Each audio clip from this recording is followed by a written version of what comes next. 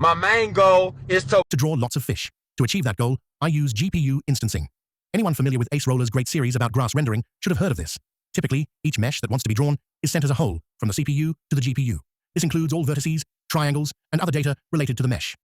Well, if we draw the same mesh multiple times, it is more efficient to just send it once with a command buffer containing all positions the mesh should be drawn at. GPU instancing in Unity is quite easy. All we need is the material, the mesh, and a list of matrices. It also provides other great indirect performance benefits. You see, if done the traditional way, each fish would be its own game object. This introduces multiple overheads. Not only does Unity have to check each game object for all its components and call various method like update on them, even if left empty, they are also stored on the heap. As we all know, the CPU loves nothing more than packed memory.